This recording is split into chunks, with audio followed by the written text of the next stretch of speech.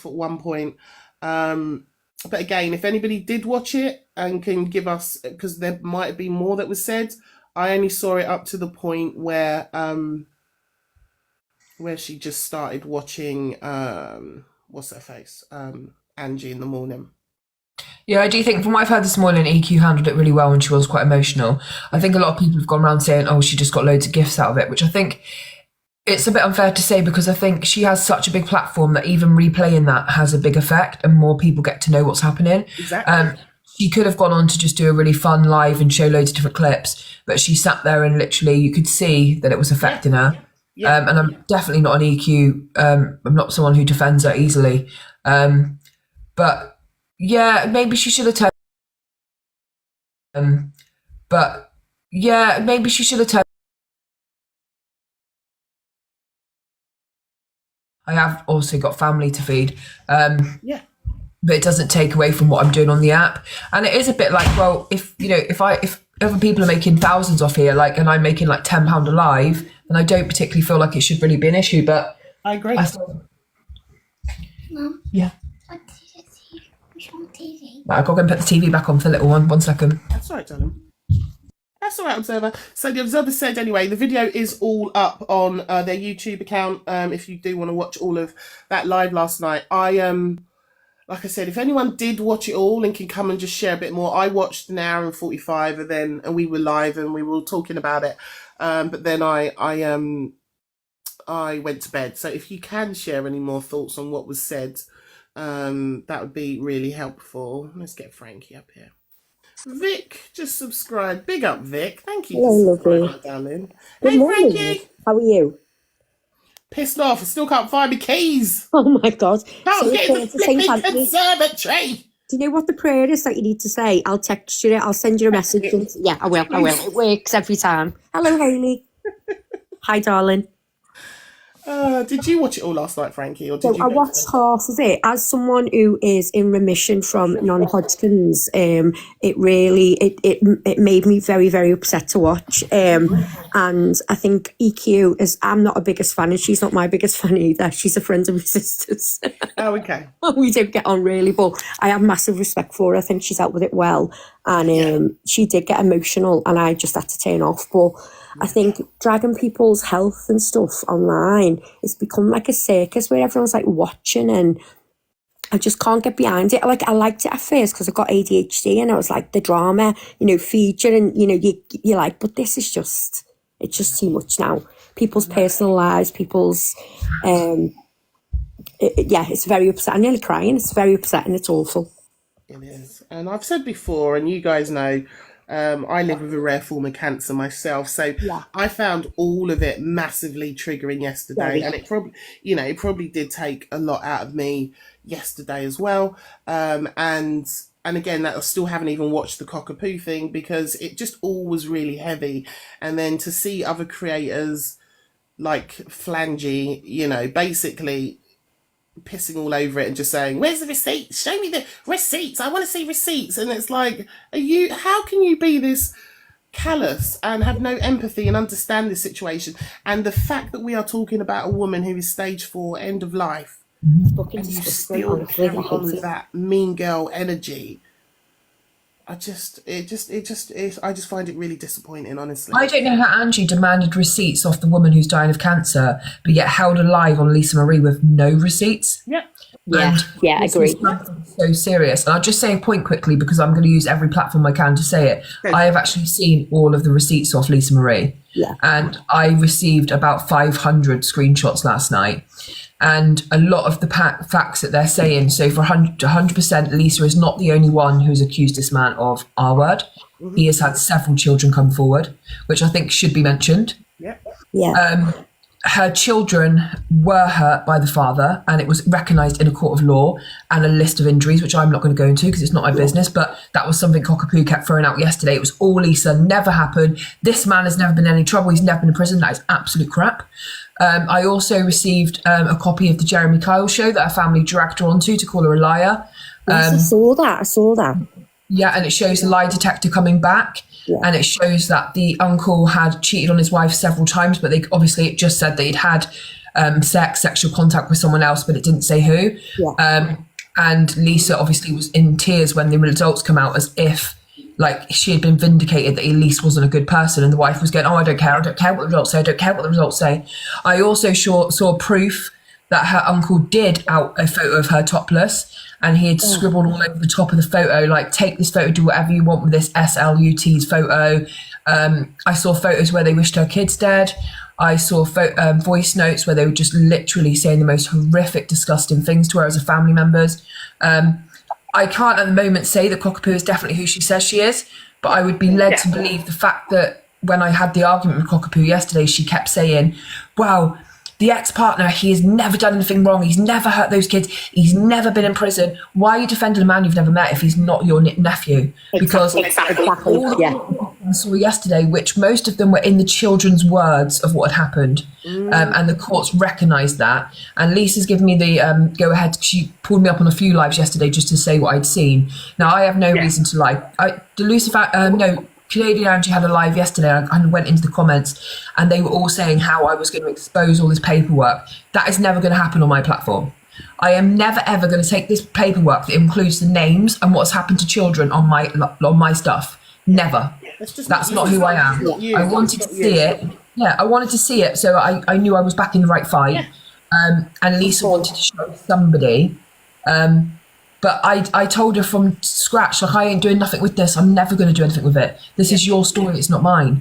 But I can say that I wouldn't risk my whole platform on saying I've seen something that they haven't. No, they didn't drop me. I left Tony's box yesterday because Cockapoo was listing off injuries that children had had that she was saying she had no connection to.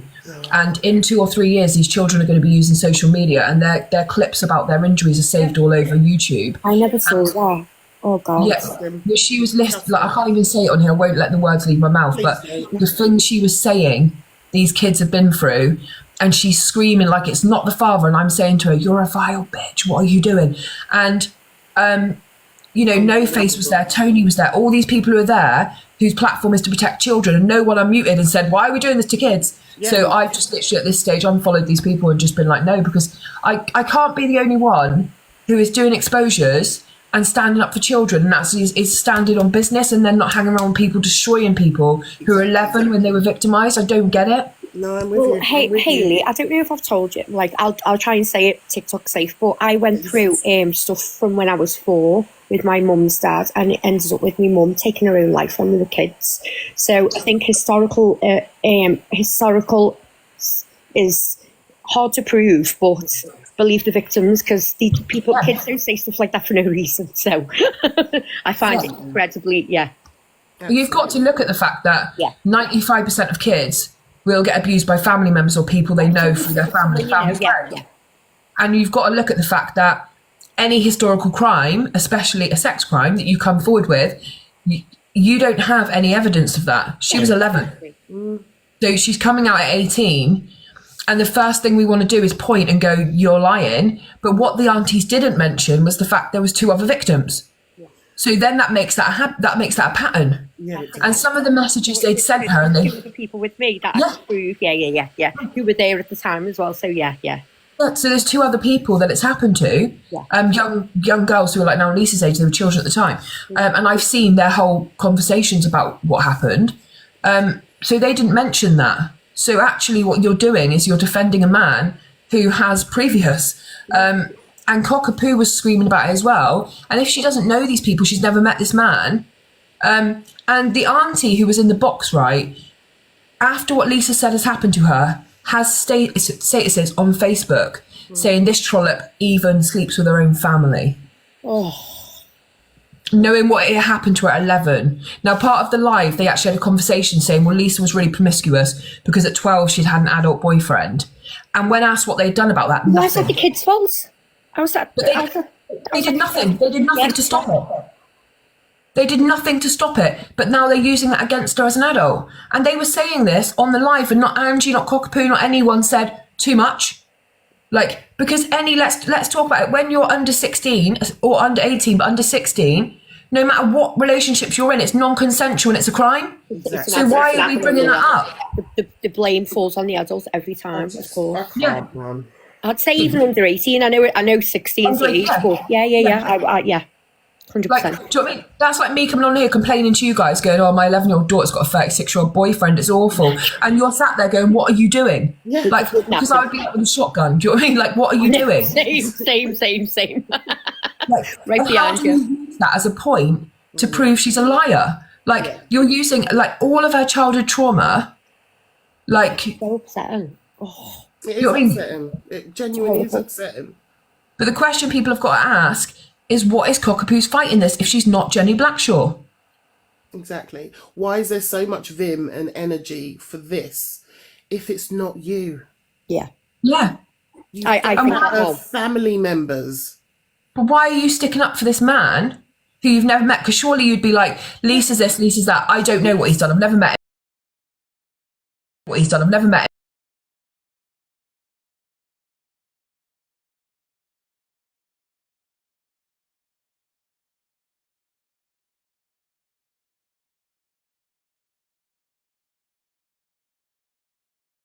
How many people go to jail for doing stuff like that? Not many. But he has faced charges. He was found in the court of law for injuries to children, their children. So you're fighting a battle about a man that you say you don't know. But if what Lisa's saying is true, and she's not a social worker or anything like that, she was appointed a court guardian as a family member for those children, being his auntie. So that would show why she is fighting the battle for him, Craig Jr., which is what his name is. It's like they put that out themselves on the live, so I'm not doxing anything there. They kept saying his name. Yeah. Fucking disgusting, isn't it? So that's what I mean. Like, you know what I mean? If Remi came to me and said, "Oh, I hate this guy, blah, blah, blah," and I didn't know him, I'd go, "Oh, right, okay." But I'm not going to go, "No, he's not. He's innocent," because I don't know him. I don't have a horse in that fight. Exactly. It's given. She's way too involved, isn't she? And you have to ask yourself why. Exactly. Hey, Scottish doll. Hey, darling. Are you there? Scottish? She's probably playing with the dolls. She'll unmute when she's back, I'm sure.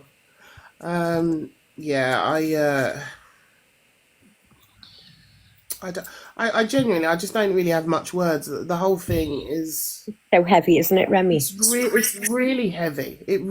Like all of it, and I've said this from day one. The first time I saw Lisa Marie and listening to her moving from box to box. Yeah. And I've always said, even if I'm wrong, I'll hold my hand up if I'm wrong. Yeah. I look at people's energy. I look at how they speak. I listen to the words that they're saying, how they're piecing stories together and explaining things. And my gut believes Lisa Marie. Yeah. Same. I believed her from day one. Same. And I literally, like I said the other day, even if she's a complete liar, she's full of trauma. She's obviously broken. Yeah. And I can see that in her, and I've been that broken. Something's happened, hasn't it? You know, something. Yeah, I get you. Something has happened. Yeah. And when they lied, so some of the things that she's 100% proved to me that they lied about, that they kept saying, like, her uncle's never done this, he never leaked a photo, the police proved it. Like, they said, the police proved it come from Lisa's phone. They didn't show any proof of that. And I've seen the screenshot, and it's off his actual account, and I've gone and confirmed that myself. So she hasn't just given me all this evidence. I've gone and double-checked everything. They said she was making up epilepsy 4 years ago on Facebook. She's there with her epilepsy medicine. And I said to Lisa yesterday, don't hate on me, but I have gone above and beyond to go through all of your social media and all of your families, because I'm going to back it myself. I'm not just listening to people. No, but I'd rather have someone like you who's going to properly check and fact check and be able to say, this is the truth. I'd rather someone do that. I'd rather someone do that to me. 100%. I'm a researcher. That's what I do. I research cases every day, and I really hate Cockapoo after what she's done. I really hate her. I think she's absolutely disgraceful example of a woman. But I don't have any kind of reason to bring someone down on the app who is absolutely like a little bit of a fly around my head. But what they did to Lisa, literally, I believe Cockapoo believed two things were going to happen. One, Lisa was going to unalive, and then that would get rid of the problem because she knew how bad it was. Or two, she believed that Lisa would come live and out loads of paperwork that would get her arrested. Yeah. Because that's what she was trying to push her into. All the court documents say down the bottom they cannot be put out online. and she's trying to bait her into just showing one piece of paperwork, which is why she keeps going in on Craig's innocent because of all the court paperwork. Because as Lisa comes live and shows one she's arrested. Yeah. Yeah. Miss Baguette, get in the box. Scottish Girl, good morning. What do you want to share, bub? Cockapoo's an arsehole, pass it on. 100%. She is. Where's Mrs. Doubtfire? I haven't seen her for like 2 days. She posted this morning, but also a lot of the stuff that's being talked about on the app has been very triggering for her, and so she's protecting her, protecting her boundaries and her space, and I don't blame her, honestly. Remi, I don't know if you'd noticed, I took a few days off because I'd found things quite... I noticed you'd gone off for a bit. Yeah, I was on loads and loads, and I was like, no, I can't do this anymore. I had to take some time out. I was going through stuff personally, but all this is just like... Oh. It's a lot. It's very heavy on here right now, and again, people do need to take... like I said, I'm embarrassed to say I love drama. Anyone else's drama, not mine, obviously. I love like being there and like watching it, and because I've got ADHD, I want to see what's going on. But now it's just like, what the fuck? That's what I mean. Drama and gossip are completely different things. Yeah. Expose each other, like show screenshots and stuff. I'm all for that. I'll literally dare and popcorn. But when you're bringing up someone's child trauma and people with cancer and all of this, that crosses over into being like mental to me. I had a breakdown on live last night, right, ranting and raving, because I just couldn't believe that people cannot see the truth. Like, people cannot get what's going on and what's happening. And Jay's live saying, well, I would have done what Cockapoo did. And Angie's saying, well, and I'm thinking, how can you people as adults, after what you've seen and what was brought up, stand there, look at your kids, and then look at the screen and go, absolutely, a girl deserved it because she said Cockapoo was Jenny. Like, in my mind, someone come in and they were like, you just hate Cockapoo. I was like, take your face for a shit, because I've just had enough. Oh, bless you. And I just felt like sometimes I feel like I'm trying to be the voice of reason. I'm trying to stand for the victims, and you're saying something and people are still in this click-like mentality where they're coming at you, and you're like, can't you see that I'm saying this as an adult, as a mum? I'm literally looking at Lisa, who was exactly the same age when she was hurt as my daughter is now. I'm trying to tell you guys this isn't okay, and then lots of people coming in going, have the same energy of AQ, have the energy of same Zach, and I'm like, how much do you want me to do? How much do you want me to do? Why aren't you people going live and standing on business and doing what you're telling me to do? Exactly. Like, I'm only one person. Exactly. Like, it's so frustrating. You can never do enough. Hiya. I've got to be very quick because I've got to sort the boys out. But why I can't understand, in a case like this where it's awful, why the woman didn't show her face and shut it down in the first place. She's dragged it on. Yeah. That shows to me, for one, she's trying to get coin out of it. She's trying to get notoriety out of it. She wants to be noticed. She thinks, yes, this could make me bigger and expose me, you know what I mean, to make me bigger. All the while, this poor woman's being dragged through. And to me, whether she's done it or not, why wouldn't you have the empathy to shut it down in the first place and go, look, this is me face. Yep. You could have went private, face to face. There is 100 different ways she could have shut it down. Yeah. Yeah. But she didn't. She chose to drag it out. And that, to me, doesn't show a very good person and doesn't show her in a good light. Massively lacking empathy and massively lacking critical thinking skills as well. They just the information she needs to know.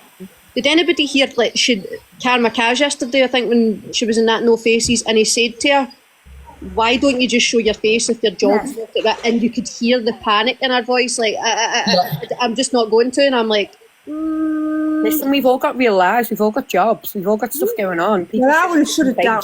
If it was honestly, me. she could have literally gone to Lisa directly on a private message and just said, here's a picture of me. I'm really not the person you think I am. Yeah. And, good luck with what you're doing. Yeah. But instead, she's just gone for the revenge train. Yeah, she's made a whole saga. Right, I've got to go. Kick me out, please. All right, babe. Thanks for coming up, Jo. Lots of love, lovely. If you remember, Miss Baguette actually debunked Lisa. Miss Baguette debunked Lisa. So a lot of people didn't believe Lisa now anyway. Yeah. So, whether, Miss Baguette managed to debunk those particular messages didn't obviously mean Lisa wasn't telling the truth, and that's not what Miss Baguette said. She just said she didn't believe they were real messages. Yeah. So Cockapoo was just back on the app. She was fine and she wasn't affected. So why was she like boiling up this whole hate campaign behind the scenes to discredit her further and just trash her completely when Miss Baguette had already done that? And I literally listened to Miss Baguette and I was like, okay, maybe the message was done differently or whatever. I do think now maybe we're a little bit hasty, and I have spoke to Miss Baguette as well, and I think she feels the same. She'll probably come up and admit herself. And I literally will never go get Miss Baguette because obviously I believe she's the leader of the whole Common Cafe, and I'm not up for it. We don't play with a baguette. We love the we do not. Yeah, do you know what I mean? I do not want to get hit with any kind of breadstick. Baguette sends off my IBS. It's so annoying. Love that. But do you know what I mean? I literally, so I don't know why it had to come to this.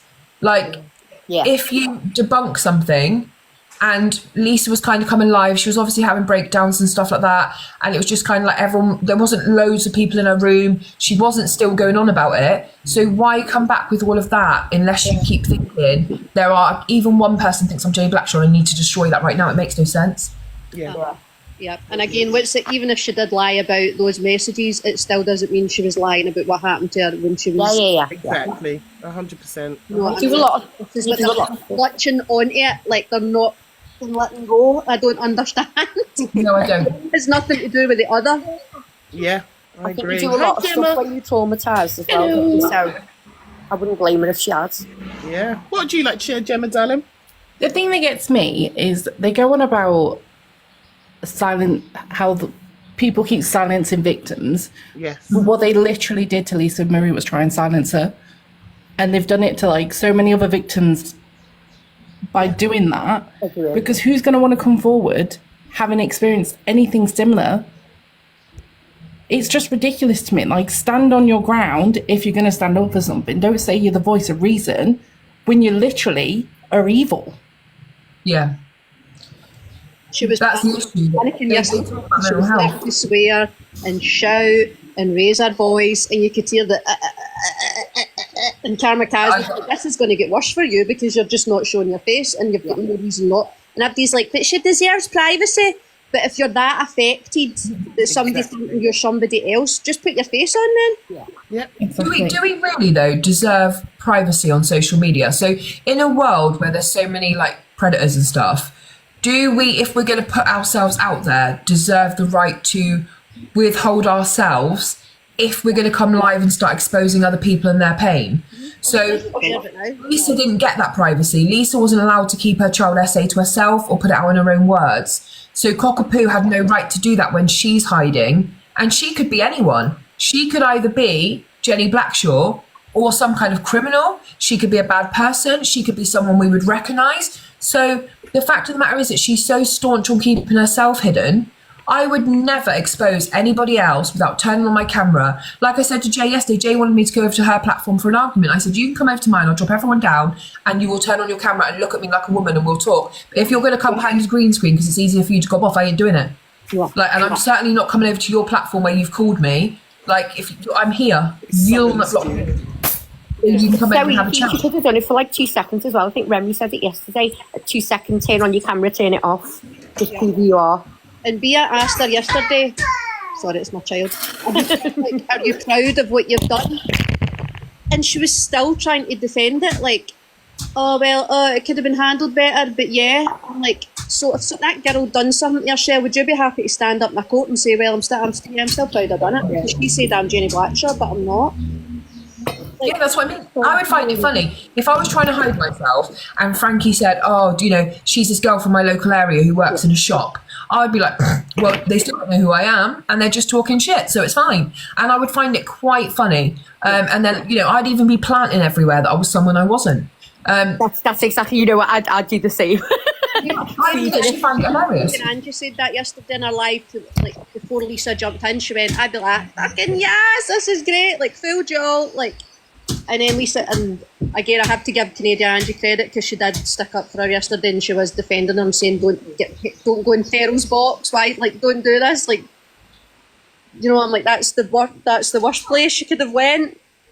Don't do it again. These people, though, they don't even make content. All they do is box jump or open lives and just cause fucking drama and ruin people's lives. They're not actual content creators. Why are they allowed on the app? What is this? Like, it just doesn't even make sense anymore. And that's her argument, really, isn't it? That she's not a content creator, so she doesn't have to. But for me, I just listened to the words, and Cockapoo said something repeatedly, and I think there's something in it. She always says, the picture doesn't match the name Jenny, whatever it is, Black, whatever. Yeah. And she's always talking about that name doesn't match that picture. And what I hear is one of those two things are true. Either it's the name and it's the wrong picture, or it's the right picture but the wrong name. That's what There's always a bit of truth in it, isn't there? When someone says, yeah, I get you. It's one of them, because that's what she keeps saying over and over again.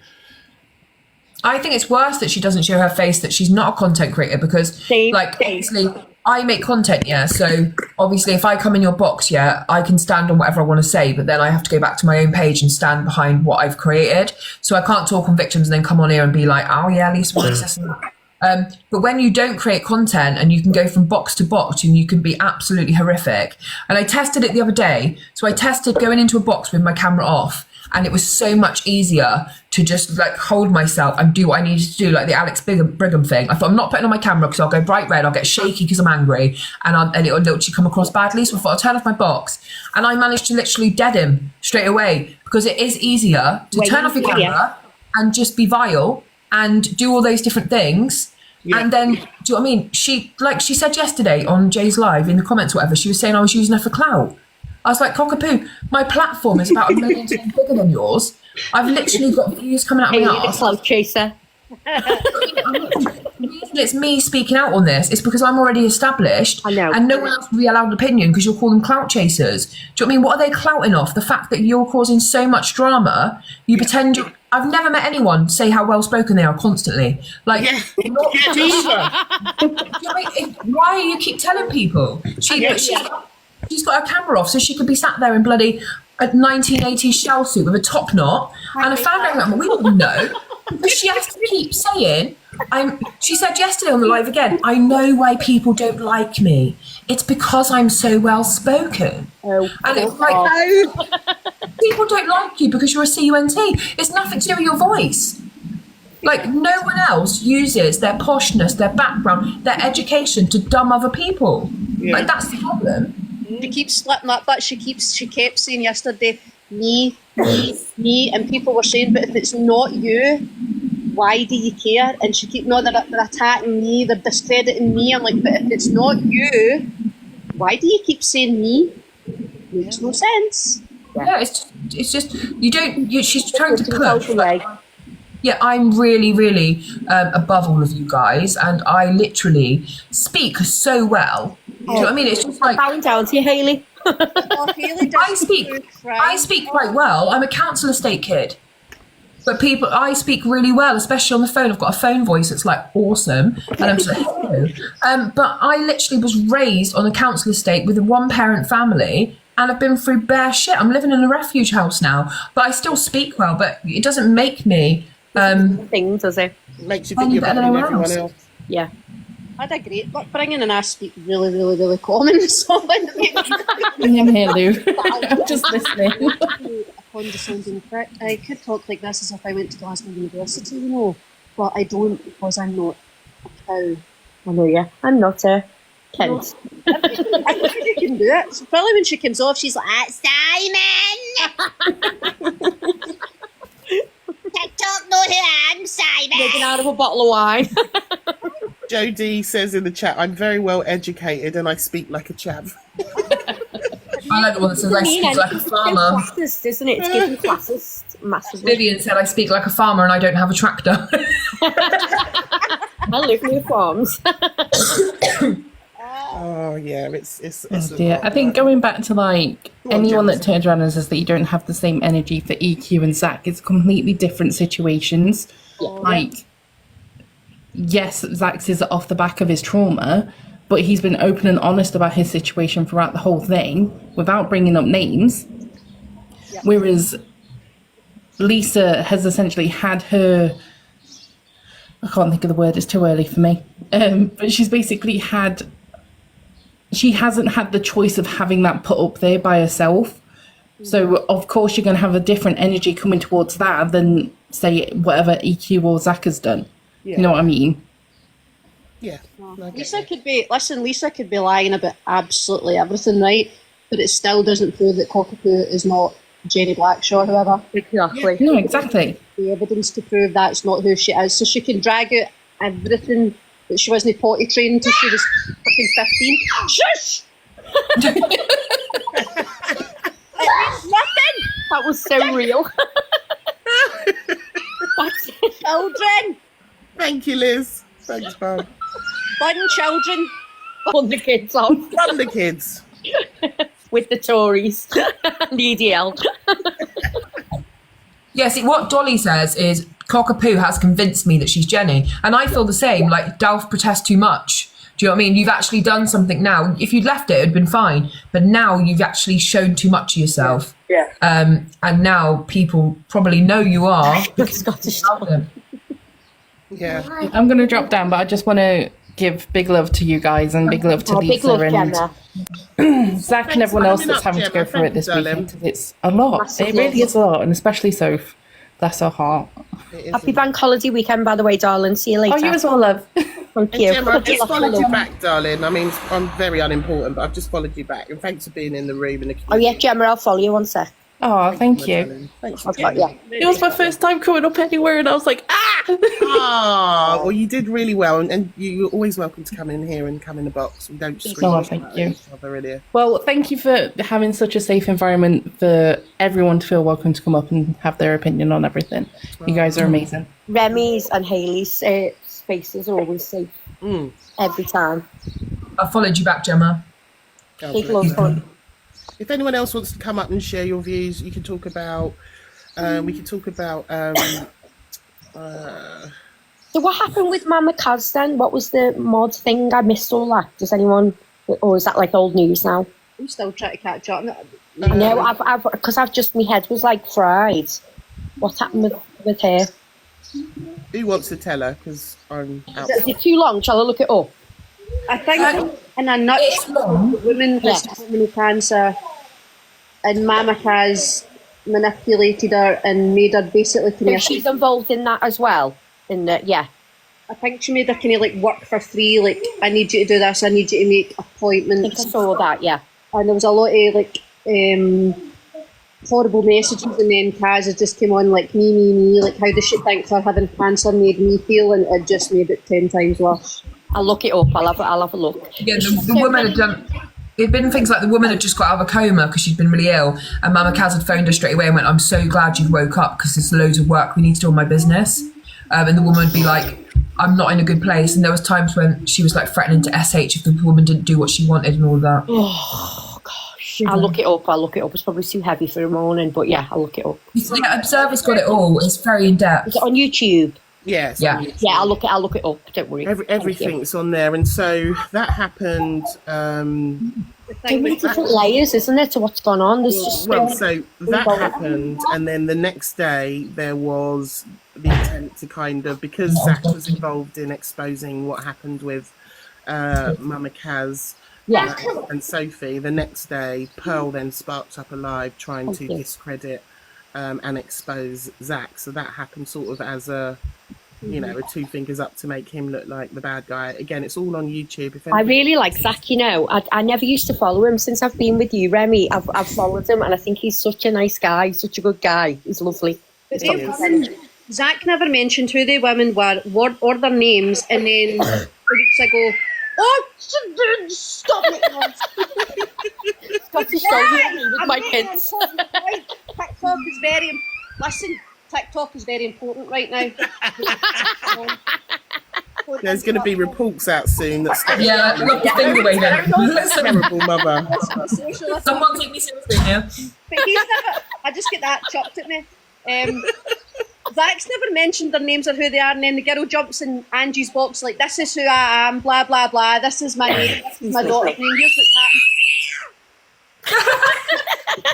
happened. I would recommend turning the camera off for that. So these women are just exposing themselves. Nobody knew who you were. Oh, and here's my second child coming to annoy me. Right, I'm going to go and mute. She's so funny. With the Zach thing, the weirdest thing I found was the mum and daughter were trolling together. Like, they were admitting, like, having all of these different accounts. Like, if I phone my mum now and like, Mum, we need to go in on Cockapoo, my mum would be like, fucking who? Do you know what I mean? And it would literally be like, and I'm like, you need to create a TikTok account. We need to do this. And my mum would just be like, do you know, I don't think my mum's ever seen one of my videos. Like, it's just, you know, she's too old for TikTok. My two oldest boys that grown up, imagine me saying that to them, they'd be like, absolutely not. And if my little girl was having, or my 17-year-old was having beef on TikTok, I'd be like, block them and leave it alone. Yeah. I'm not going to be like, well, what room are they in? And they admitted things like sending Zach a cake laced with laxatives. And then I thought, what? Yeah, they laced a cake with laxatives, and then they tried to deny it, but they would already, Fat Freak had already been sent voice notes and stuff where they kind of said it, from what I understand. And then I thought, what are you actually doing? Like, you're adults. Like, I just didn't get it. I just thought, then you pick Racist Pearl to do an exposure live on morals, and I just thought, has the world gone mad? EDL Pearl. Did you see Pearl saying she didn't know who the EDL was? She don't know anything. She don't know anything. She's literally like. But we all love Tommy Robinson.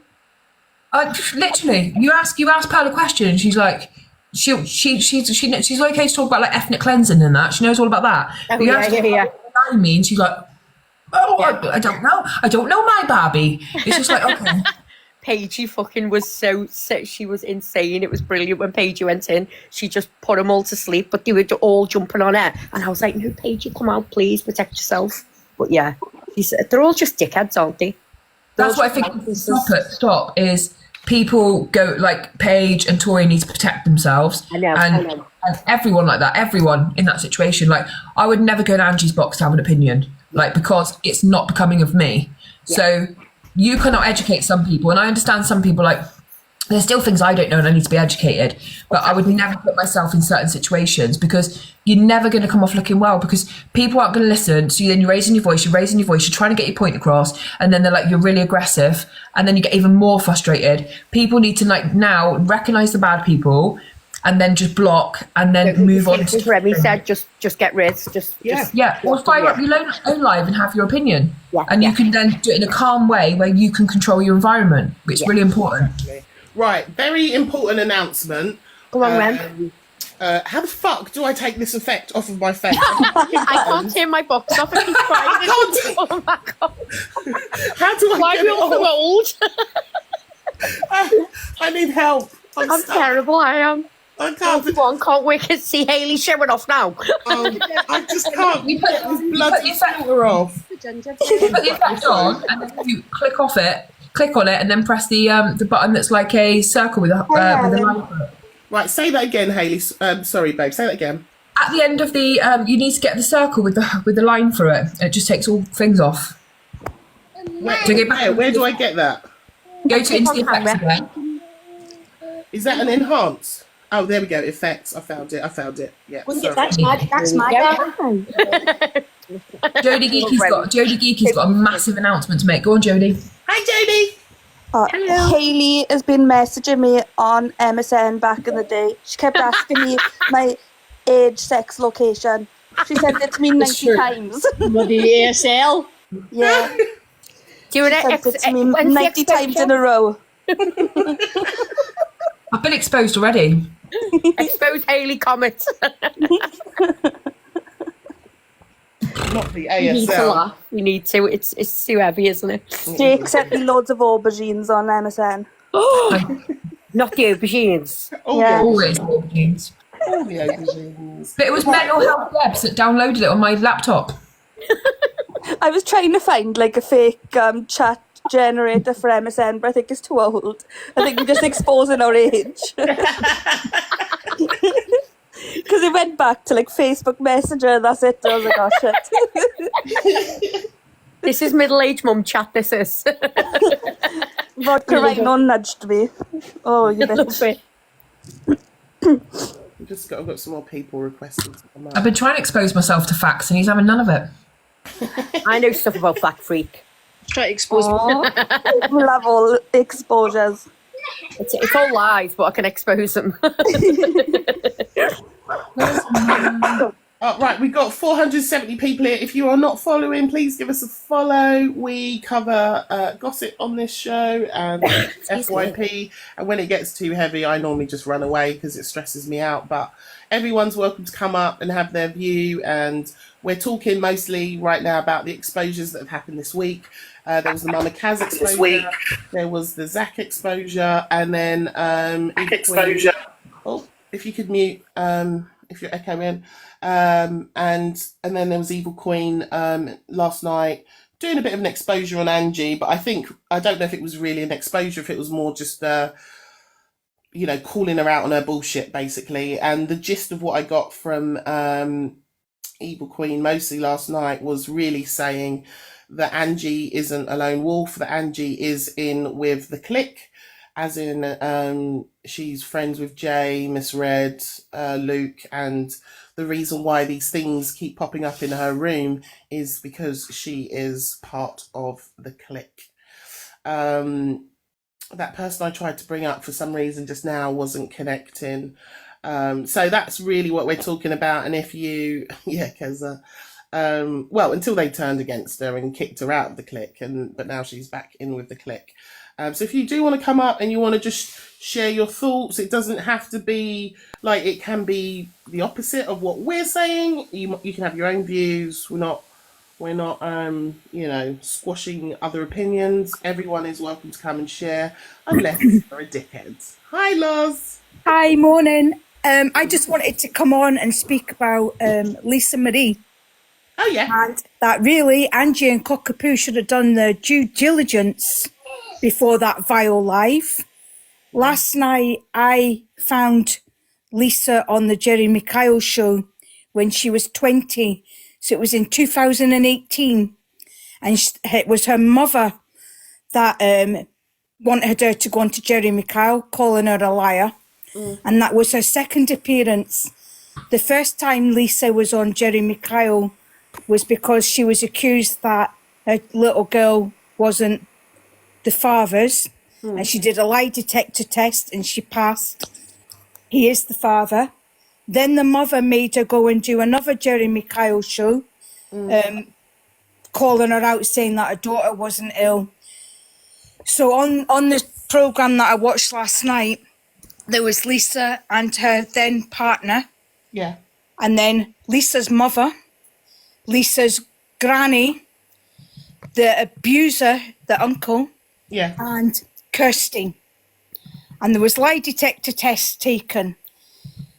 And it was proven via lie detector that the uncle cheated on Kirsty. Lisa passed all her questions on her lie detector. And I strongly believe that Lisa is 100% telling the truth about her abuse. And while that cannot be done via a lie detector test for whatever reason, I believe her. The way her mother behaved on that show, and the granny and Kirsty and the so-called uncle, it's disgusting. Absolutely disgusting. Yeah. So they can't ask any questions on a lie detector on a TV show that relates to a crime.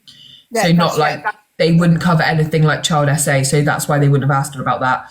Also false memories, childhood trauma, stuff like that. So it just wouldn't be ethical to, which obviously Jeremy Kyle didn't really care about ethics, but I'm glad they didn't, to be fair, because what if she was nervous and it'd come back as a false positive or negative? Yeah. It made me feel that there's something has happened because the mother's really protective over the brother. And it makes me wonder if there's something that's happened with those two at some point, if that makes sense. But I managed to find the video clip on YouTube. Yeah, I saw it yesterday as well. Yeah. Lisa actually sent it to me yesterday. Haley was saying that, and lie detectors are not admissible in court. So an FBI lie detector test is about 70% accurate. One run by Jeremy Kyle's show is probably about just in between 50 and 60%. We have had cases on the lie detector where a man unalived himself because it came back that he'd done something he hadn't done, which was later proven he hadn't done. But he lost his whole family over it because Jeremy Kyle accused him of cheating and said that he'd lied. So, you know, I don't ever think we should put child victims through a lie detector in order to prove themselves. So, you know, I mean, I'm glad they didn't. I'm not sure about, because obviously it doesn't prove anything about the cockapoo situation. But for the claims that Lisa's made in regards to her childhood trauma, I believe her. After watching that and, you know, the way that the family came at her, I just sat and watched and I'm like, I feel for you. And that live should never have been allowed. Oh, no. To bring a childhood trauma to a platform. It was vile, where no one can go in and comment and try and put it down and defend. It was wrong. I agree, and I mean, I still haven't watched it. You know, Hayley's given me a rundown.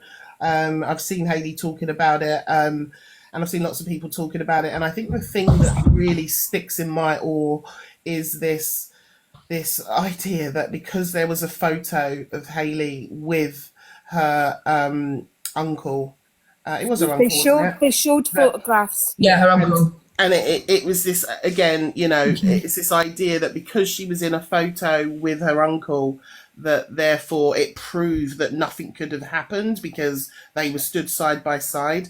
And she was under 16, right, when it happened? Yeah. 11. 11. Mm-hmm. 11 years old. So where, you know, if her uncle comes around and her mum or whoever says go and stand next to your uncle and take a picture, she's a child. Yeah. That was all she would know, though. That's all she would know, is that she had this relationship with this man. And what we're doing is, when we're saying that about the photo, is we're totally disregarding the art of grooming and the fact that these people purposely would have over-gifted her, be overly affectionate. Her own father may not have been around. And so to blame an 11-year-old child, like, at that stage, you should have gone, no, I'm not going in a photo with him, when you hadn't even told anyone what was happening to you. Like, Cockapoo tends to be very smart, but what kind of person would have let that evidence be shown? Yeah. And then I did see a clip, and I think I've got a clip saved, of Cockapoo basically saying, you know, I didn't know that was coming and I would have muted it, but I didn't have control. And then there's a clip of Angie saying, oh, it's 11:11. Thanks, JD. There's a clip of Angie saying, I gave her full control and she couldn't mute. Yeah, totally. So it's, again, you know, of course it was. She knew exactly what was coming. Yeah. Like, No Face had said Angie had been prepped all day.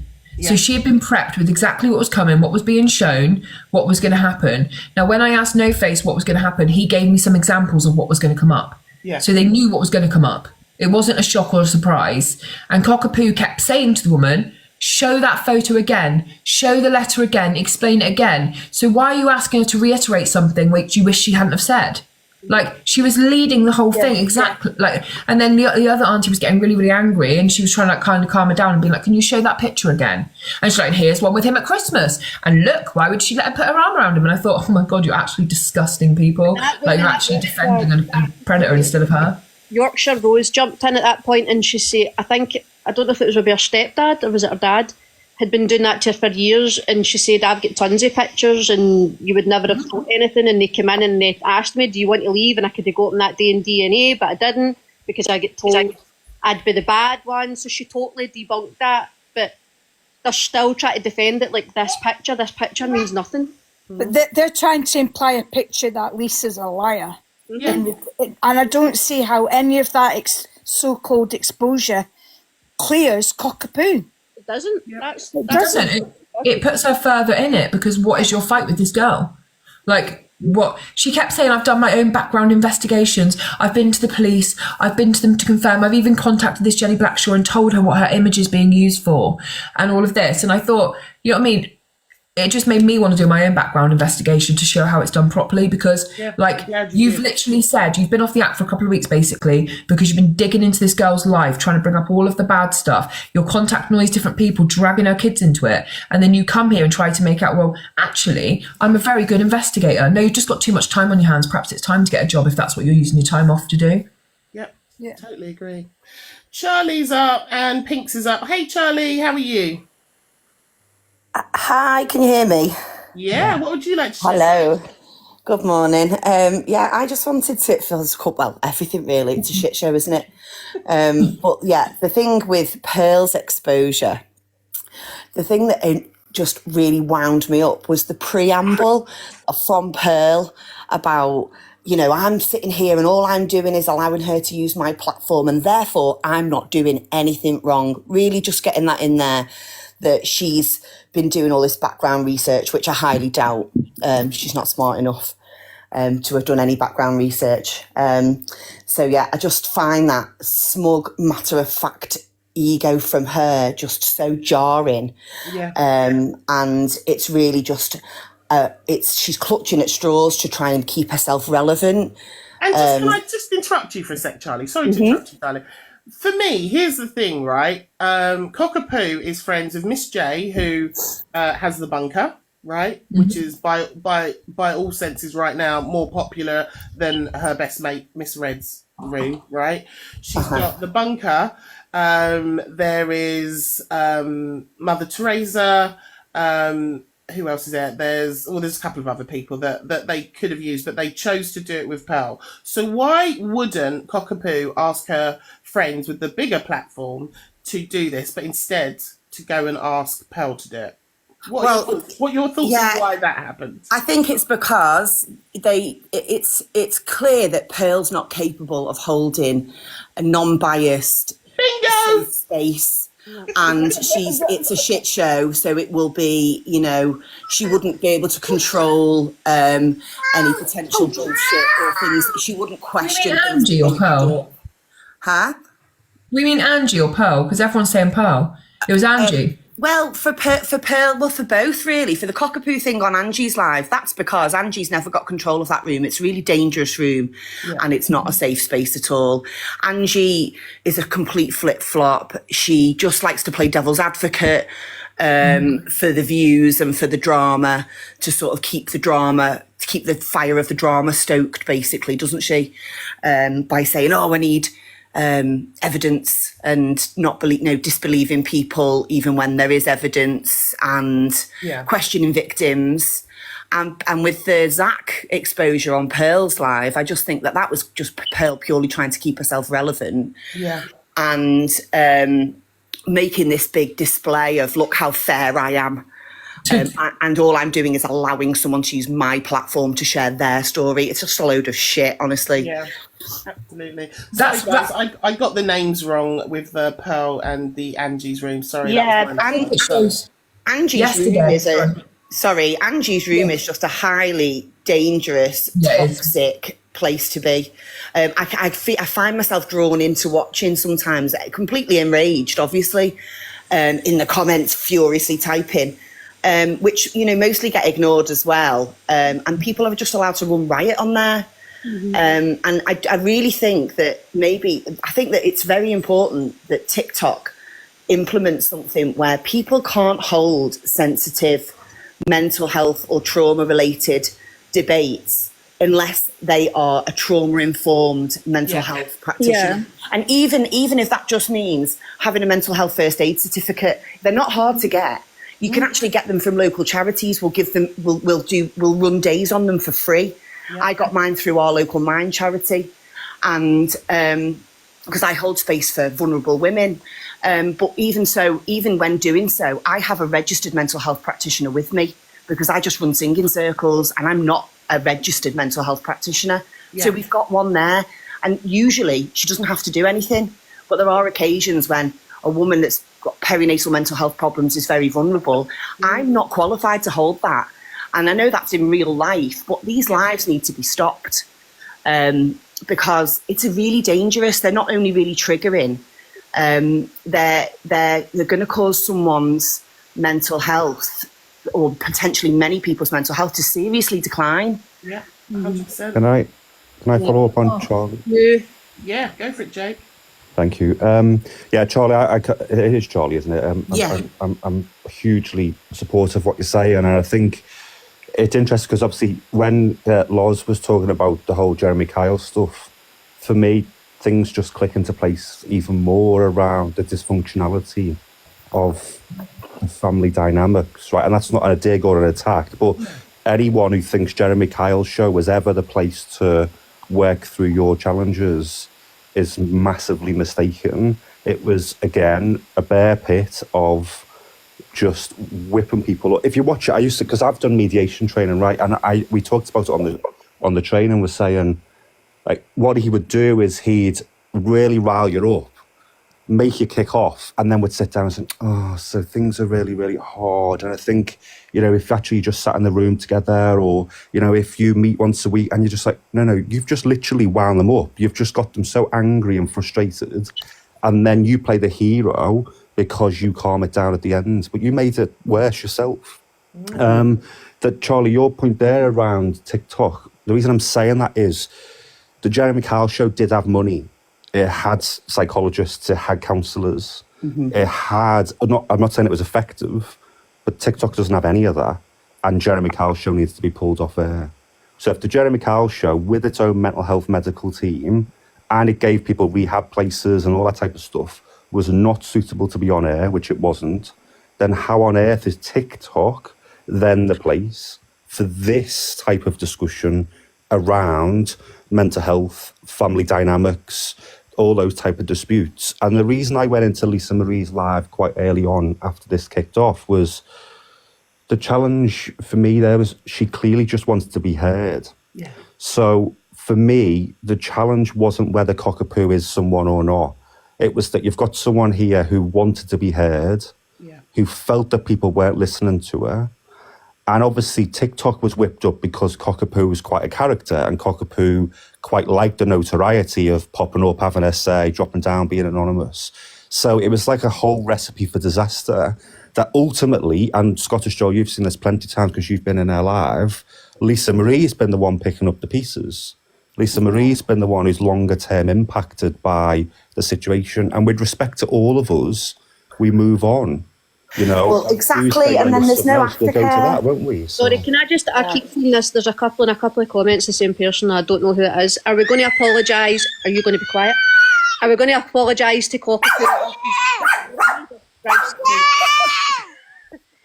Cockapoo when we find out she's not who Lisa's saying she is, and the reason is no, because what Cockapoo done, she doesn't deserve an apology. Cockapoo, if that wasn't who she said she was, you just leave it, wouldn't you? You just literally leave it there, or you'd, like, I think it was you that said it, Remi, yesterday, turn your camera on for a minute, turn it back off again. You literally only need to show your face for a minute, and nobody really cares who she is anyway. No one's going to go doing any deep dive just don't whip it up, Charlie. Who that photo is. Just don't wind it up. That's all I ask. Just don't wind it up. Cockapoo could have put an end to this months ago. All she had to do was go to Lisa Marie, show herself, and if she's not who Lisa believes she is, it would have been knocked on the head. I think that's that just shows the sheer arrogance of her. Sorry. She's let this go on and on and on, and it was unnecessary. Yeah, that's how arrogant she is. It's kind of like a, how dare you do this to me? It doesn't matter how your mental health's in the toilet at the moment and how affected you are by what happened to you as a child. You are pointing the finger at me and I'm not having it. That's so arrogant. And Charlie, I was saying to Hayley, I was having a little chat with Hayley, that it just was, in my view, I know because people do what they want to do, but it just wasn't proportionate. My understanding was Lisa Marie had shared this. Yes, it can come up again, but actually for about 2 or 3 weeks, I believe Lisa Marie hasn't actually tried to stake this fire. Yeah. I don't actually, so for me, it was then a bit out the blue. And again, I appreciate I might not be informed or whatever, but then watching that, I was like, is this anywhere near proportionate? And then again, if it wasn't me, I don't know how you're impacted because no one knows who you are. Exactly. So you're not impacted, you're a cartoon dog. I'm not being disrespectful. You're a cartoon picture of a dog. I don't know how proportionately you are as impacted as someone who's clearly got a lot of vulnerability. I'm not then saying they're right or wrong, but I don't think you can compare the impact on someone who's completely anonymous, who we still don't know who it is, and I'm not interested, versus someone who, as Hayley said when you come on, was fully ripped apart on a live, where I believe people then went off and did box battles afterwards. That's not fun. Jake, she said yesterday what I could tell you would break a lot of hearts in here about what's happened to me. And the thing is, we'll never know that because nobody shared your personal information and your past trauma all over a fucking app. That's fair, isn't it? As you say, because we do have stuff. I appreciate Cockapoo might have a history, but that's the point to our show, is that but hers hasn't been brought up, and also, just to be honest, brought up in a way that wasn't quite like factual and impartial, and it was brought up to expose someone. It was brought up to put them down. And Hayley's been very clear, we do not know what the consequences of this could be. It's not, the consequences, Hayley, are not tomorrow. They might be, but consequences, as you know, with trauma, it can be anything. Yeah, 100%. Lisa had to be sedated 3 times during that live. So Lisa was sedated, and I saw proof that she was sedated 3 times by a health nurse because of what was happening. Now that is dangerous. And they were warned before, weren't they, Hayley? They were warned before how bad she was that day. 4 days before, there was a video put on Clips King's post of Lisa stood there with an injury on her head. And Cockapoo and the family were commenting on the video, so they'd seen it. Then just before, they were told that she was not going to cope if it had gone on, that she was in bits on live, she was begging for them not to do it, not today, just let me get better, like I'm under a crisis team. And they said, nope, it's going ahead. Now, my problem, when people were saying in the comments, like, she doesn't have to show her face, 100% she doesn't. But if she's not going to show her own face, she doesn't get to expose someone else's life. Absolutely. That's the problem. And that's fair, isn't it? How that's a dodgy comment or a bullying comment which gets said, I don't understand. It's a fair comment. Yeah. Do you know what I mean? You can't, if you're going to keep yourself private, then Lisa deserved her child trauma to be private. Exactly. So you don't get to come on and go, ha, pointing the fingers. And I don't believe anything Cockapoo could tell me about her life would break my heart. Because if she had any previous trauma, she wouldn't have done that to another woman. In my opinion. Exactly. And I think that one of the reasons I wasn't on the app last night, I just went to bed early and I thought I've been watching sort of all day, and I thought, you know, and I'd done an exam yesterday, so I was just exhausted with everything anyway. But this thing that keeps getting brought up about the police report, the investigation into her uncle being NFA'd, that means nothing. And even, especially not in a historical case, my ex-partner was NFA'd the day he was discovered holding me hostage, and he was NFA'd later that night. I'd been held hostage for 3 days, and the words from the police's mouth were, sorry, trigger warning, the words from the police's mouth when they called me to tell me that he had been NFA'd was, we think you should go and live with your dad in Ireland, he's going to kill you. But he was still released with no further action. So it means nothing, and people keep throwing that in, and it's very triggering for people who've been through this because it happens all the time. Yeah, that's the thing. Nobody really understood. I held a live straight afterward to give people a place to come and talk about what happened, and nobody knew what an NFA meant. So someone was coming in, and people were saying, no, it doesn't, Hayley, it means no evidence. I said, it means no further action. Yeah. Like, you have to really see that. But they were putting it out as no evidence, not true. And that's so dangerous because 97% of cases involving SA in this country will be NFA'd, because even if there's DNA evidence, they can say it's consensual, there's different stories, no one's admitting to it. You know, it could be on CCTV and have DNA, and it can still get NFA'd. So how you can say that, especially when it's a historical case, when she's actually reporting it, 7 years after the fact. That, you know, when people are saying this, I know it's only an app, but the thing is, people then go and integrate this into their real lives. So they hear this on the app, or NFA means no evidence. Oh, then someone's partner gets NFA'd for well, he didn't do it then, did he? You know, people are going to be being disbelieved in real life. This is not just an app. People are going to integrate this kind of shit into their real lives because that's what happens. Can we? Remi, I kept talking over Pinks. I'm sorry. So I was just going to say to all the mods in the room, can we just keep an eye on the chat? Delulu is still hard at work. I've already blocked 2 of her accounts. If you, I've just muted one troll. Hi Angie, can I be mod? Because Remi. One moment, please, everyone. So if you're the mods in the room, can you just make the priority of keeping this room safe and removing the delusive cult, please? Because I'm doing it, but I'm also trying to manage this. So I just need your eyes on the conversations, less about the other stuff we've talked about. Just please keep the room safe. Thank you. Can I be mod 2 days early then? No. Pinks, what would you like to say, darling? First of all, good morning and lots of love to everybody. I just want to talk on a standpoint of someone that has come from childhood trauma, and some people are missing the fact that actually, even if she was with her abusers are very manipulative. They hide in plain sight and they can get everywhere. They are like snakes. So just because, you know, there is a picture of her with this disgraceful human being doesn't mean to say she was there because she wanted to be there. Absolutely. And people that are living with trauma and, you know, mine started when I was 3. It's a life sentence. You can never get away from it. And, you know, what happened the other night is, I think, is criminal because you're putting someone even more ill than they already are.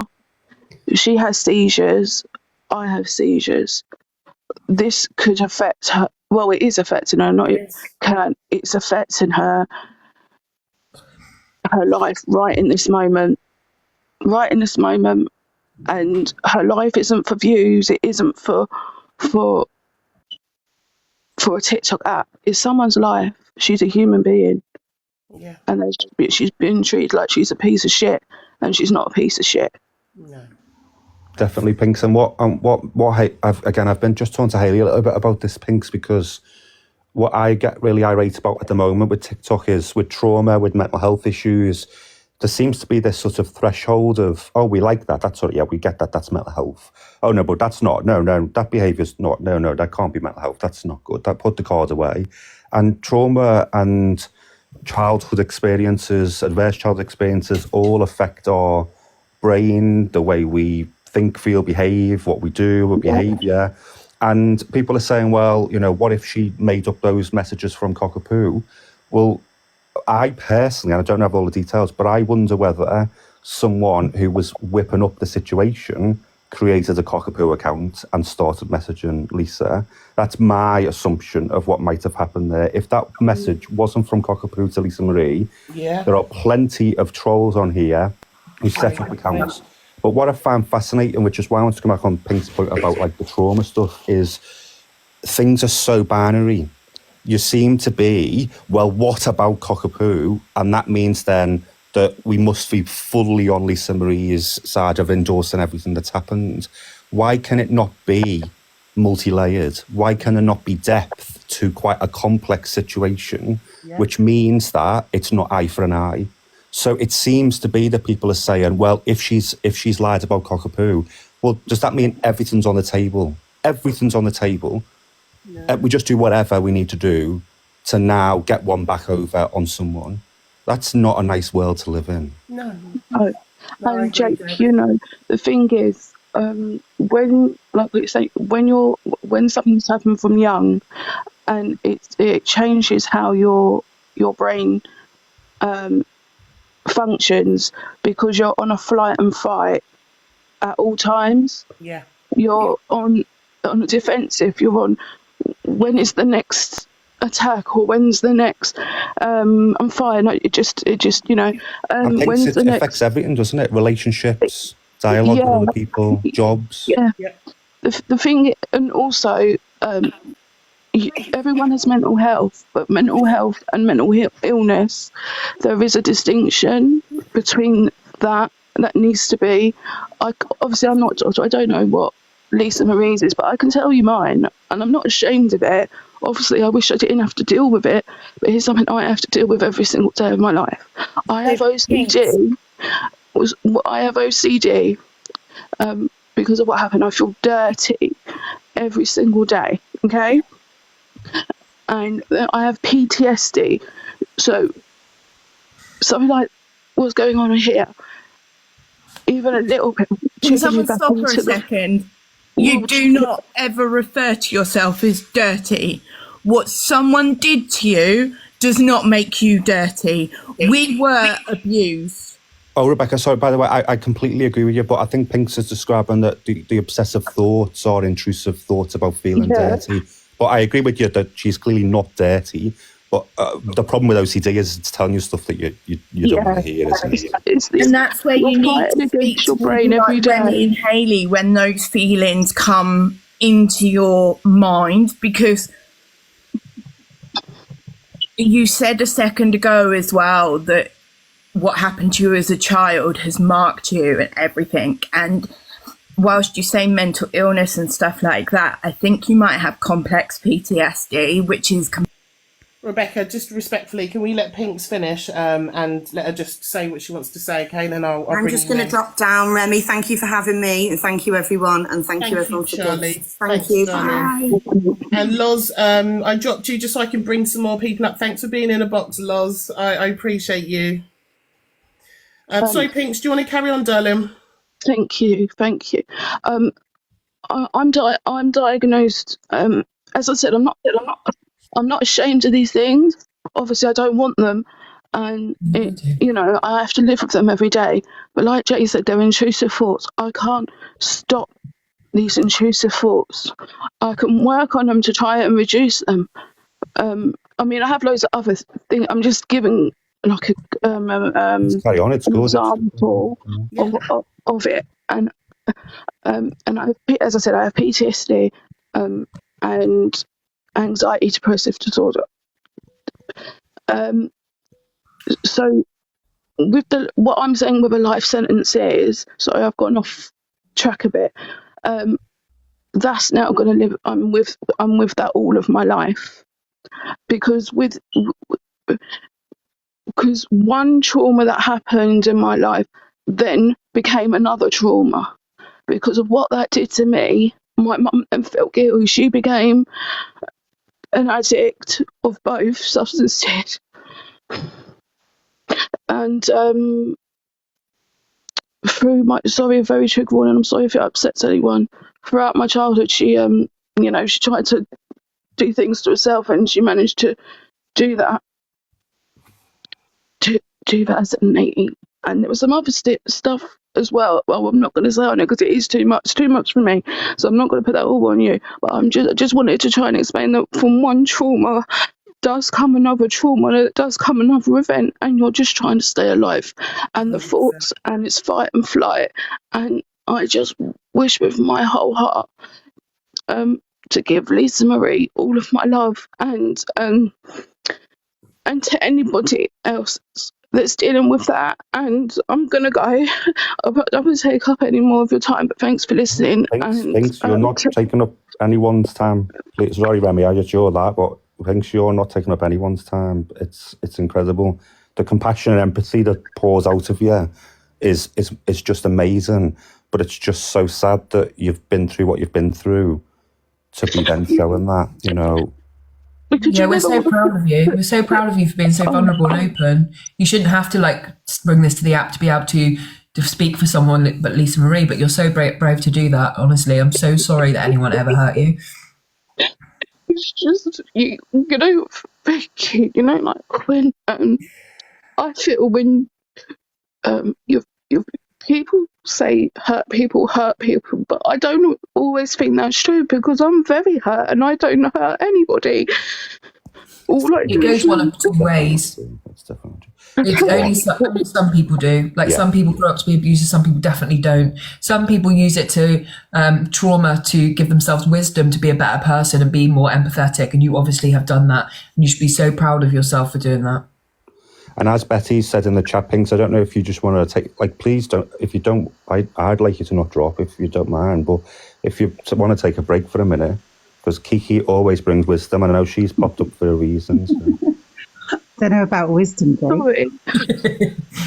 Pinks, you don't need to apologise, Pinks. I just had to take a minute there, because everything you said I hard relate to, and it's like, I get it, Pinks, man. I fully get it. And hurt people don't always hurt other people. I've had a lot of stuff similar to you, so I see you and I hear you and I get what you're saying, and I just want to say thank you for sharing today.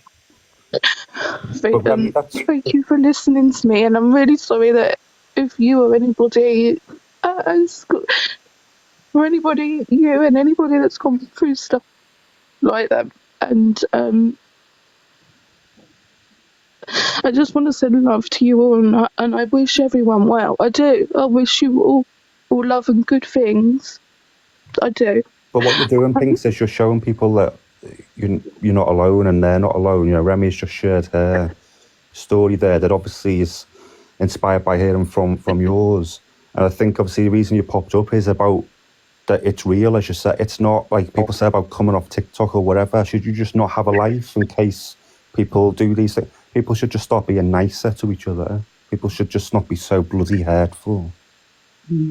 Pinks, can I jump in something quickly? Yeah. Also, just because I think, and it's maybe me putting it on everybody else, I think also you will know by now, I think, that when people jump in and they do the either you don't need to feel that way or you shouldn't feel that way or it's the other people's problem or don't apologise, I think we know that that comes from a really good place of other people that have been through it, and they're kind of trying to make sure that we're not taking on something we shouldn't. But I think it's also important that we have these feelings for a reason, and it's okay to have those feelings. And I'm not going to tell you to stop apologising. I did it a couple of nights ago when I was listening to you, and I thought, you know what, no, because that's me telling you you're wrong again and doing something wrong again.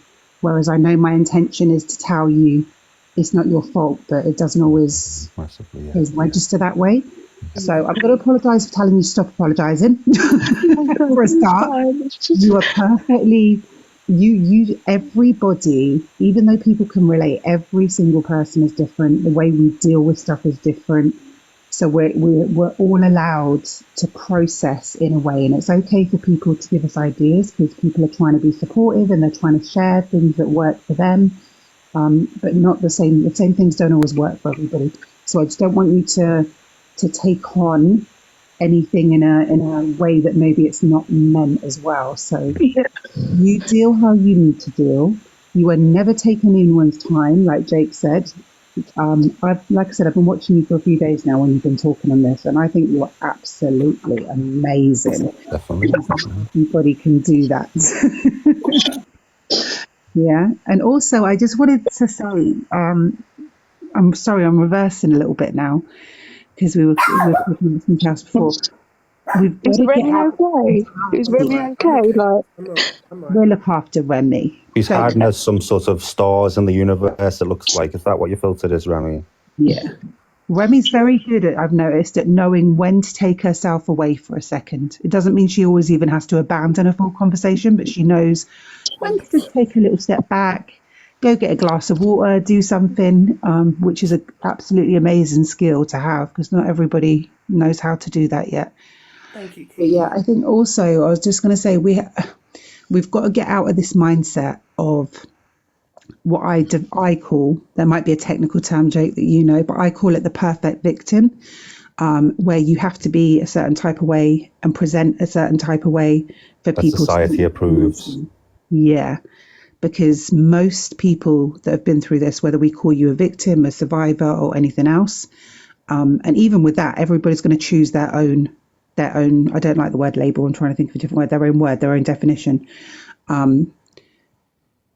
Most people don't present in the perfect way. Most people don't come with a perfect story. Most people don't look or have a certain background, especially when you've been through stuff. But if it was a perfect Kiki, it wouldn't be a mental health issue, would it? Like that's the challenge, isn't it? Is if it flowed out nicely, we wouldn't have problems. And that's why, Pinks, when you came up and then you shared about the OCD bit, like I wasn't trying to, because I just text Haley saying I wasn't a texter. Bloody hell, I'm making out I'm best friends with a direct message to Haley. Don't start sending texting her. But I was like, the person who popped up and said, "Don't call yourself dirty," I was like, no. But from what I heard from Pink, she was saying, these are my intrusive thoughts. This is my OCD. This is how what I've been through now plays out, where I am having intrusive thoughts that impact me, that destabilise me, that derail me, and that's not Pink's control. The whole bloody point of OCD is that she doesn't want to hear it. She doesn't want to feel that way. And I know Pink, she wants it, but you know what I mean? Like, so I think when you share that, then it helps people go, wow, like, this is the impact, this is what's happening. this is someone else's version. This is someone else's experiences. You know, Remi has talked on her Mental Health Awareness Live of some of the impact on her. You know, we all experience and then live with things a bit differently. And Kiki, that's why I say I think some of it probably just is complete lack of understanding. But it's so harmful having, as you say, that image of, but this is what I expect mental health issues to look like. And I promise you, speak to anyone with bipolar, speak to anyone with schizophrenia, speak to anyone who's had a psychotic episode, speak to people like me who've got borderline personality disorder, and even health professionals can't bear us most of the time. Even health professionals stigmatise against the experiences that we have. You know, these are the challenges every day. But it feels like society over the last 10 years has gone, oh, but we get mental health now because people can talk about it. Well, it's not just about talking. Tying into that, you've got at least, and I'm going to say at least because I know what the stats are like, but you've got, let's say, 3 of us in this box right now who can openly say we've experienced this stuff. And you look at all 3 of us, we all come across in very different ways. We all present in very different ways, especially when we talk about this stuff. And that is just a prime example, like in your faces right now, you know, of how people can deal with stuff. So, yeah. Yeah, absolutely, Kiki. And even in my family, right? Hold on, there's a car, sorry. Even in my family, there's a lot of trauma, and it all presents very, very differently. From how my brother behaves, how my sister behaves, it shows up very, very different. And I am very different to them, very different. And, you know, everyone often thinks I've got my shit together, and it always makes me laugh. And that we're all carrying trauma, but it exhibits in different ways. Some people will get help, some people won't get help. Some people carry it like a badge of honour, and some people want to bury it and hide it. It does present in different ways. So you coming up here and sharing today is important because it's probably helped some other people today in the chat. And I'm just so grateful that this room has amazing fucking people in it. Even just what's in the box, who's in the boxes now and who's in the comments supporting, that we have some of the most incredible humans in this box who are all carrying their own shit and will still be here to support and hold everyone else. So I just want you to know you can always come in here, you can always share, even if I go off and have a little blub because I fucking hard relate to you. I thought you went to the Grimsby Chippy, Remi. I thought that's where you were off to. Can I just ask you, Remi? To make that shut up Jake emote. Yes, but can I ask you, Remi?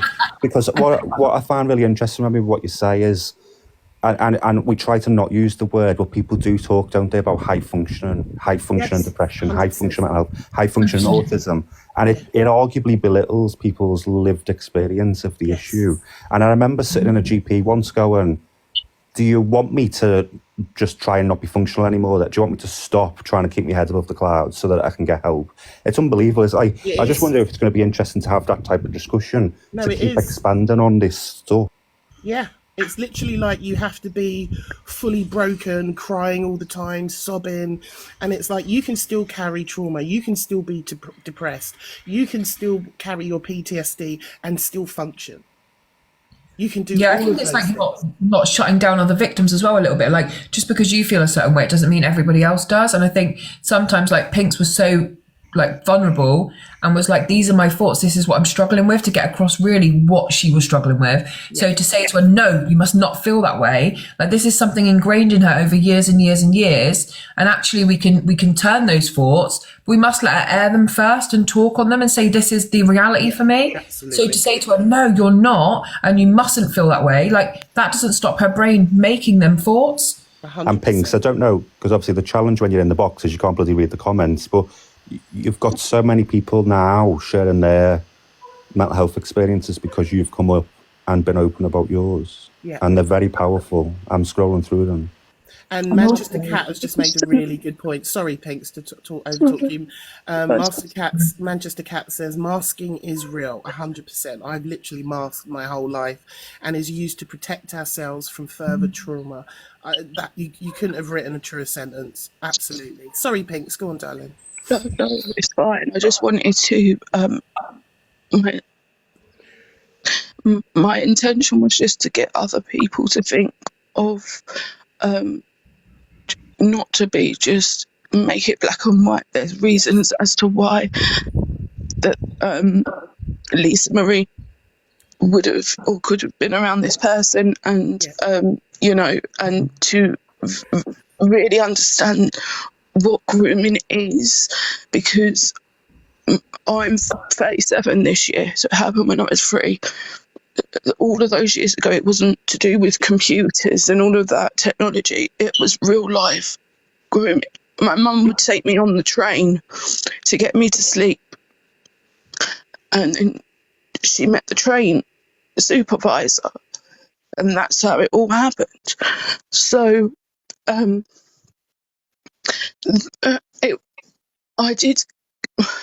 don't have justice, but I don't feel justice. He got a sentence of 18 months. He did 6 months. We had to move around a lot because of him trying to find us. There's so much other stuff, and I can't say it all because it really is thing. I'm just trying to say the basics. But I remember certain things. You know, videos, they ask you questions like in this room. You know, oh, who bought your trainer, your shoes, your trainers? Oh, who bought you that? And I said, oh, you know.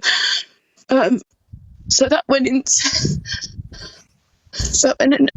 as evidence to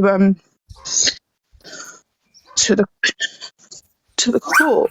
So I just, you know, it's different. It's the grooming people are very manipulative, and they insert themselves.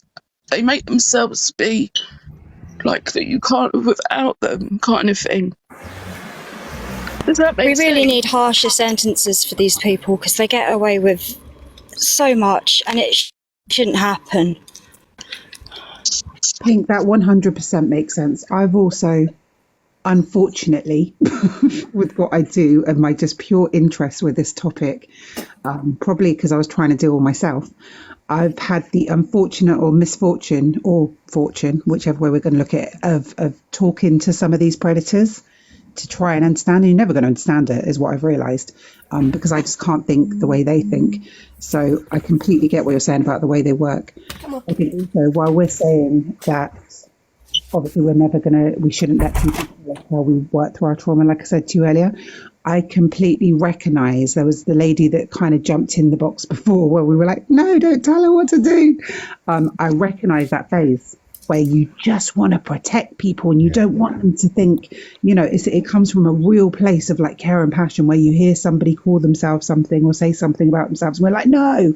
So I think even with her, she was coming from, you know, that place of just wanting to protect somebody else, because we never want anybody to go through what we went through. And if we know people have gone through it, it just provokes something in us that is a protective reaction that we just want to wrap them up because we understand it. So even with her, I think it's really important.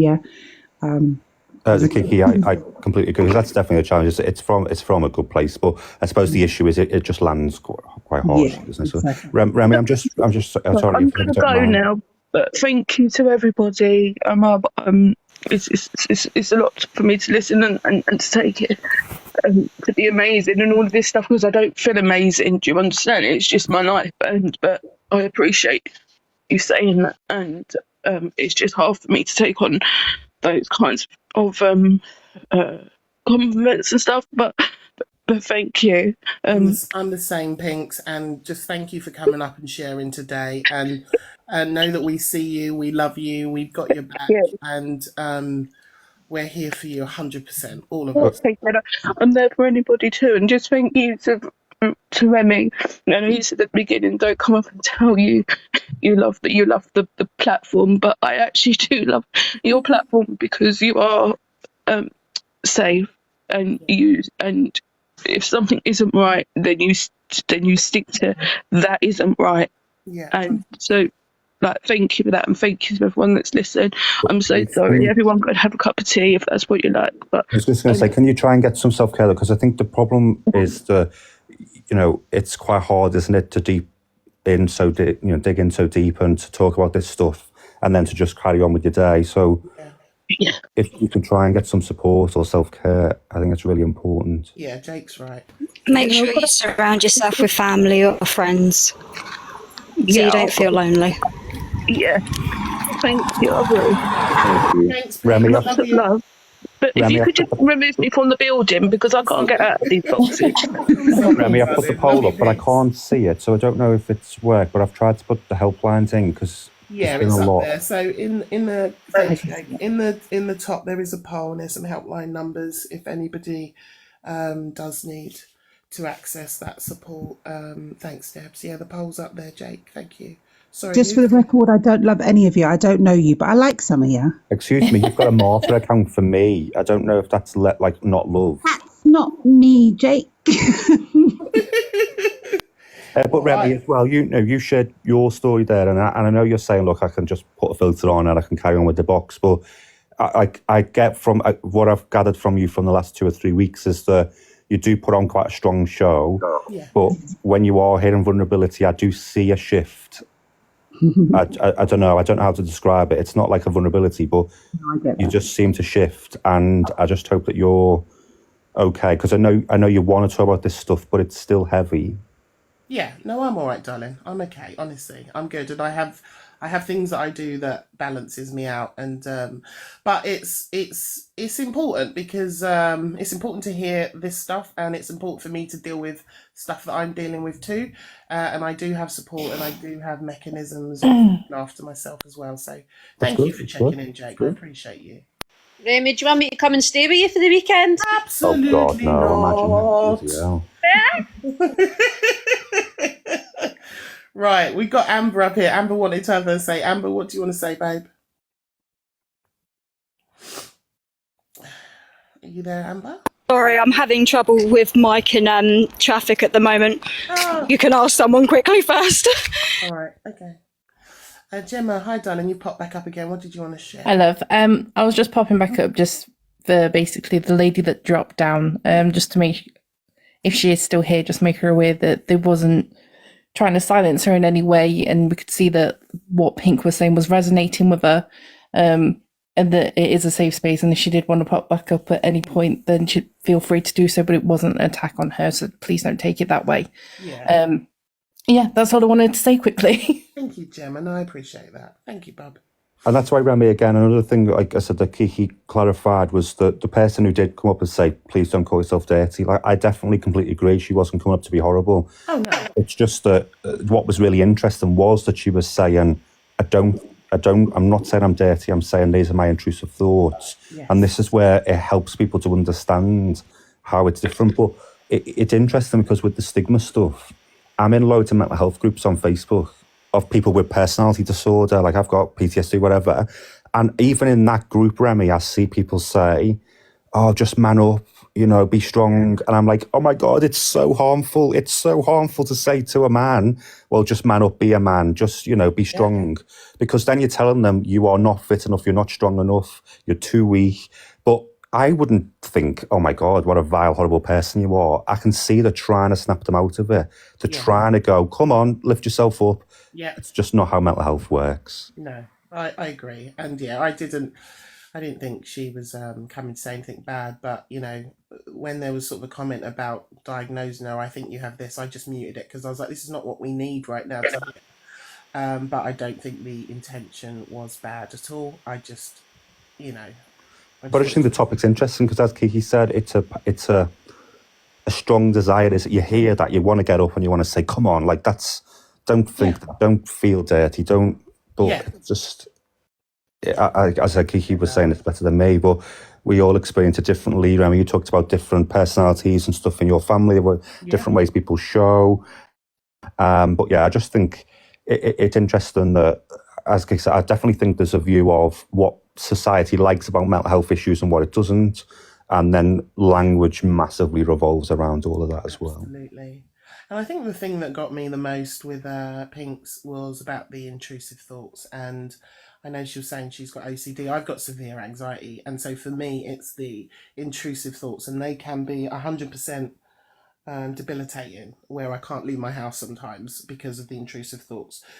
So, you know, like I said, I get I get what she was saying, and I get where she was coming from because I experience it and I deal with it. And yeah, and it's not something you can put away. That's what, I'm sorry if I'm saying the obvious, but I think for people who don't get it, it might feel like it's, oh, but just don't think them anymore. Oh, just say something, you know, the whole gratitude. Oh, say something nice about yourself. Yeah, it doesn't work like that, Remi, does it? It really doesn't work. But yeah, no, it is, and again, this is why these conversations are important, so that people who do have those thoughts that, like you say, just man up, or you know, it'll just be like it's some sort of easy solution. It's really hard, and it's there in your head all the time. And if you don't get help for it and you don't get support for it, it can literally paralyze you, just your mental health alone. So, and I think this is what it is an everyday battle. Sorry, Keeks, go on. Sorry, there's a slight delay. I think this is what Pinks meant about that life sentence. I think anybody can relate to that phrase, because it's not something that ever goes away. I think you go through your phases. Sometimes you get stuck at one phase for the rest of your life, but it's different phases of how you learn to deal with stuff. And it's the same with anything really, trauma-wise. So it's always there, but it's maybe the way you approach it and the way you're able to deal with situations becomes different. Like, I don't know if Remi's always had the ability to know when to walk away or to know when to stop, or that's something she's learned over time. I've learned. Yeah, it's predict. And Kiki, I think the thing is, like with therapy, you know, actually I said this on Remi's mental health awareness, but there are so many different forms of counselling and therapy. Yeah. And the challenge often is, though, because a lot of this does work. It gives you coping mechanisms, it gives you strategies, it helps you understand, it helps you, you know, I remember a key thing I heard in counselling was about you're able to think in parts. So you can feel very angry in yourself about something you've done, but you can also then feel really sad this happened and that's why you did it. And you can also feel really hopeful that you can improve. You know, you can think about multiple things at once in parts. So she was trying to say to me, if you feel depressed, try and go, part of me feels really, really, really struggling, depressed, but part of me wants to be able to try and work this through. Part of me wants to be able to have, you know, healthy relationships. Part of me wants this, this, and this. Yeah. But my challenge, Kiki, is you know, if it doesn't work for you, if the practitioner's really just not connecting with you, it's so much energy and effort to try and go through that again, to start all over again with someone else, to go on a waiting list for 6 months, 2 years, 5 years, to see if someone else will be better. And that's often where the life sentence becomes really hard, isn't it? Is that you might have had sort of energy at one point to try and get help, it really didn't help. Yeah. You might have an awareness that others might be more helpful. I haven't got the energy to go through that. Yeah. And there's always going to be, even though I'm a big fan and I will always advocate, find the thing that works for you, whether it's therapy, whether it's all these different things that have come out recently with the NLPs and everything else, like something, majority of people will find something that works for them. And then there's always going to be this small percentage, and I think I fall in that small percentage, if I'm completely honest, that none of this stuff works. So we find our own ways. And for me, it was about educating myself and then being a voice for this type of stuff once I'd educated myself. So I wasn't only solely coming from a personal perspective, because I think it's good when you can understand these things personally, but you also have to understand that there's a lot of different thought processes and versions of this. So you can't always just put your experience on someone else. Yeah. So, and I think that group sometimes gets left behind because we're always told, try this, try that, this worked for me and this worked for that, and and we're like, oh, stop it. Like, we've tried with those things, and that's okay as well. You will find things, whether it is through professionals. And Kiki, often with education, what's really interesting is people do it for others, don't they? So actually, I want to educate myself to help other people, and then you end up finding out a lot about yourself and your characteristics and your patterns. 100. And I think we're better a lot of the time, people that have been through any type of anything, especially I think as a child, or even in adults with DV and stuff, we're very good at doing for others. we're not so good at doing for ourselves. Yes. I think that's where that really plays in. How much we don't want to be, and we're always told to look after ourselves. We're very good at doing for others. Massively. We're our own biggest critics. Definitely. Can I just read out Sharon, KJ69, Diamond, Thingio? One of the reasons I haven't told anyone is because I see how other people get treated sometimes. Again, shows, doesn't it, about perception, stigma, Absolutely. how other people are listened to, received, is a barrier for other people, but also might be a great protective factor for other people. Hearing that Remi's room was a very safe space to come and listen without feeling, that people were on the attack on me, means that actually I feel more comfortable here now. But going in a room and seeing that someone's being ripped to shreds without a voice. And I'm not trying to make it better, but all of this stuff does impact, doesn't it? It impacts whether you feel safe, whether you feel heard, whether you feel you'll be shut down. And it's exactly the same with GPs, exactly the same with GP receptionists, exactly the same with counsellors, people, or back office banter. Hearing people talk about, this bloody customer, and then saying all loads of mental health slang means the person with a mental health problem sitting in the office going, I would never want them to know about my situation. Absolutely. That's why the people holding these lives need to think before they hold these lives. Yeah. But they don't, because it's all about views and getting people in. Yeah. Pretty much. Oh, it's all about views. What kind of advice would you give to somebody who's been labelled as treatment resistant? I've been in therapy for at least 7 years now, various stints in inpatient hospitals, various types of therapy. I'm still waiting for another placement to hopefully fix all the issues and help, but until then, kind of left by myself. Amber, all I can say is that sounds really bloody annoying, if I can be honest with you, because, clearly you're trying, hence you're saying you're going to these different things and doing whatever. Part of me, and it might be unfair, sort of says, is it easy to just give up on people then and say, actually, they're just, they're too difficult with resistance treatment? We hear it a lot with substance misuse and mental health. There's people falling through the cracks.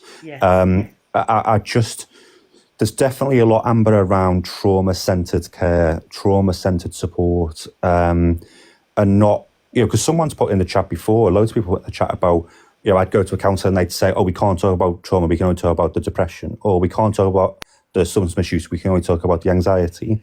People who are trying to separate out things and not see the overlap and nature of everything that you're experiencing and dealing with is really hard, because you can't just compartmentalise, this symptom is because of this diagnosis, this symptom's because of that diagnosis. Because there are some diagnoses today that didn't exist 10 years ago, because now they go, well, actually, this set of characteristics is probably more standalone rather than a mixture of multiple different diagnoses. So a lot of the treatment hasn't caught up, Amber, with our understanding of the multi-layered symptoms that people have. I was talking on Remi's mental health awareness, like ADHD, and there's another diagnosis, but I can't remember the name. Was it if you look at ASD or ADD? No. It was not something well known, but it was more if you put every single list of symptoms that they diagnose you against next to each other, this other one only had one that wasn't on the ADHD symptom list. And most people with ADHD aren't then diagnosed with this other condition. But it was only like a 60-70% symptom threshold to have that diagnosis.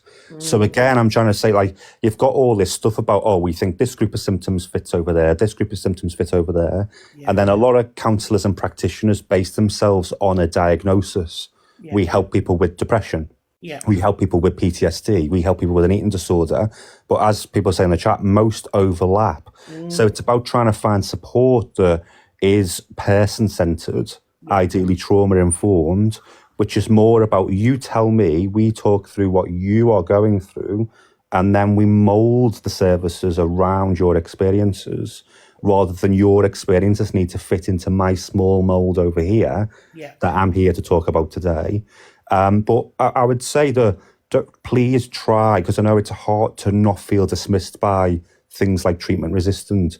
It's even a battle just trying to get through a GP receptionist sometimes. Living with a mental health issue is a battle. Getting support is a battle. But it sounds like you're really trying. And I just hate the idea that people make you feel like you've got to give up by terminology like treatment resistant. Honestly, I've never heard that phrase before until Amber just said that treatment resistant. Like, the fuck? They basically try CBT or DBT, and if you don't thrive in those, for example, I'm autistic, so CBD and TB. Sorry, I'm having trouble with words. They don't work well with me due to the autistic traits like metaphors and similes and what colour does this emotion sort of, it doesn't sit right with me and it makes me angry and upset, so they just put treatment resistant instead. Have you looked at autism-specific support, Amber? Because as you say, CBT tends not to work for anything that's long-term complexity anyway. At the moment I've got about 3 different teams at least looking at my case and trying to sort something out. But and I bet you Amber doesn't work in isolation as well. They're trying to work together, but you know how it is when services try and work together. There's a lot of miscommunication and a lot of things not followed through, so it gets difficult. Well, but I'd definitely say, there's huge links anyway with being autistic and having mental health symptoms play out. Same with ADHD. ADHD, autism are not mental health conditions, but lots around emotions, lots about emotional regulation, lots about, thought patterns and all that. So, I don't know, because I was going to suggest, Amber, some of the national autistic charities, but I do know there's some controversy around some of them and some of their views and whatever, but there are certainly loads of networks out there for autistic women, for autistic people, and hopefully maybe some of those might be able to share positive things that have worked for them. I remember, Amber, I was speaking to someone recently about EMDR, the eye movement desensitization stuff, and Amber, I was hearing from some people about how harmful that was to them, that it was so difficult. And then I heard from some people about how it's the most incredible therapy they've ever had in their life. So it's just, again, one of those, isn't it, where, it's not that things are all good or all bad. It's about things, giving things a go. But DBT, dialectical behavioural therapy, you don't just give it a go, do you? It takes months and years, whereas CBT is a couple of weeks, right? Yeah. So that's the challenge, again, of energy and focus. So. Yeah. Amber, what I'd also say is, especially when you're kind of going from different people to different people and you have these boxes opened up and then you're just kind of left with this open box, it's really important, and you know yourself better than anybody else. And you're going to know your response is just to find something. I don't care what it is, whether it's meditation, whether it's a song, music, whether it's whatever it may be, just those little things that can just keep you in a nice place while people are jumping in to try and assist you. Because sometimes it's just those middle gaps where, and even after therapy sessions, you can go to a counselling session, they try and close you down and end it correctly, but actually you're the one left there with it. And even these conversations, like people can jump into the box and have experiences, and Jake touched on this earlier, but once you turn off, everybody can go back to their lives and be like, oh, but you're the one that's kind of left with those feelings. So we really have to just find, even if it's little ways, temporary solutions, hour to hour or day to day or week to week, that just keep us in as good a place as possible. Thank you. Oh, you're welcome. But it's hard, isn't it? Because this is the thing, honestly, it's my biggest frustration. If you'd broke your arm and went into the GP, we wouldn't be having a big debate about how your arm can be fixed and what we can all do about it and what pathway you should go down. And then with mental health, with neurodiversity, you're the one figuring it out before you can even try and get help, because you're trying to find out what to say, what am I experiencing? How do I even know at 15, 16, 18 years old that I'm different? How do I know? How do I know that other people don't have these thoughts and experiences? Yeah. It's such a hard area.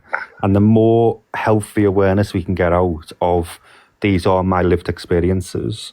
And I think that's been genuinely the beauty of social media, has been people have identified that no one's ever shared those words that I've wanted to find for years. I've never been able to find the way of describing something that you've just said that gets me to a T. And that is the one big thing that I think social media has done versus everything else that's very harmful. Yeah, no, I agree. Guys, I've got to drop. Nice to see you all. Kiki, thank you so much. Thank you, babe. Love you. Even though you don't love me, I still love you. Remi, she does. Can I just say to Tanti though, before, because I'm assuming I'm forgetting the sense you're about to wrap up, but Tanti's saying how to access therapies.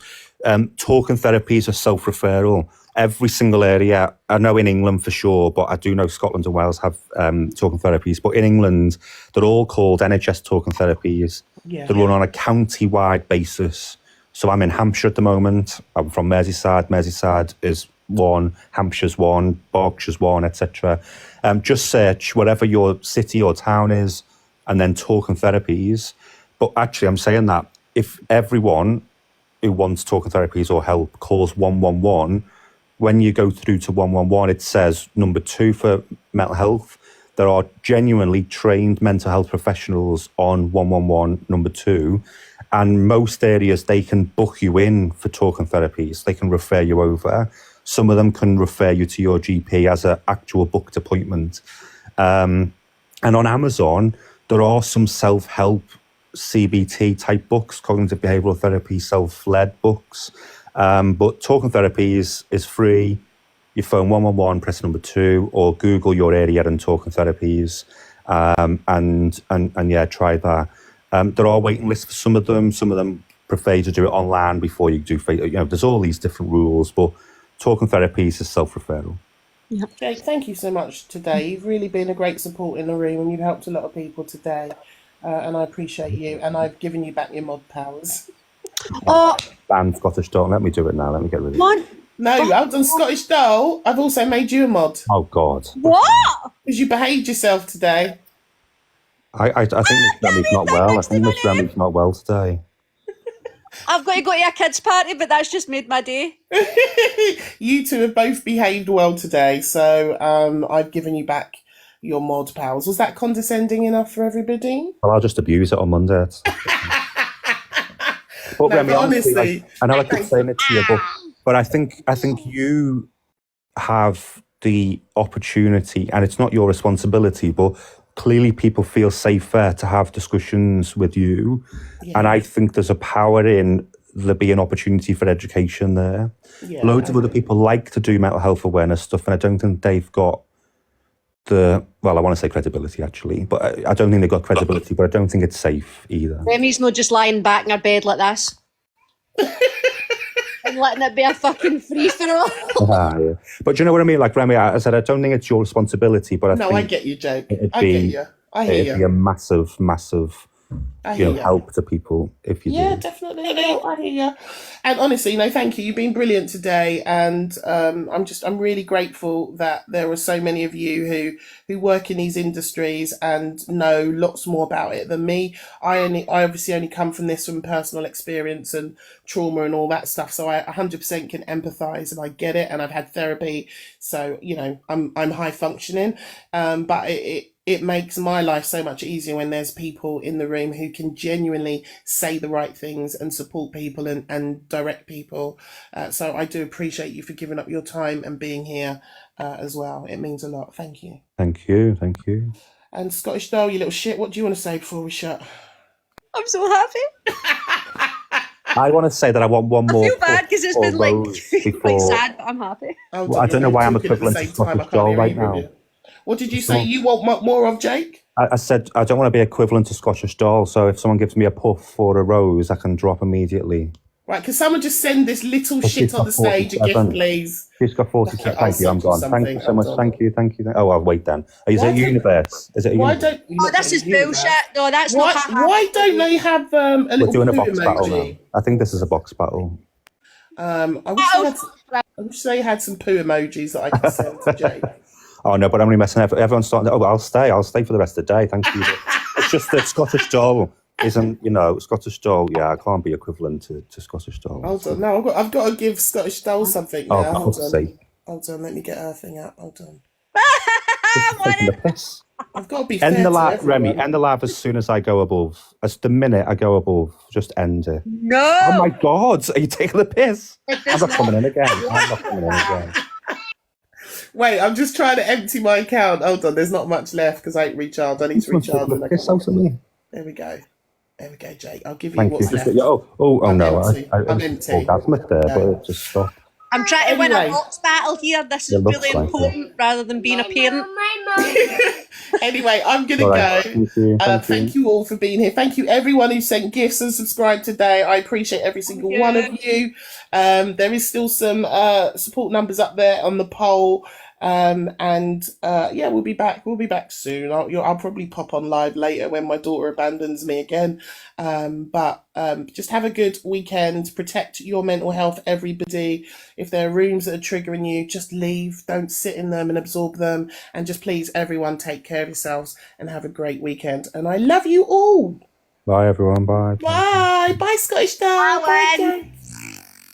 Oh, thankful. Look at that. Thankful. Oh, what was that? I just went right above her straight away. Thanks to Oh, you did? I just got right above straight away. Right, Jake. Love you. I'll see you soon, babe. Bye.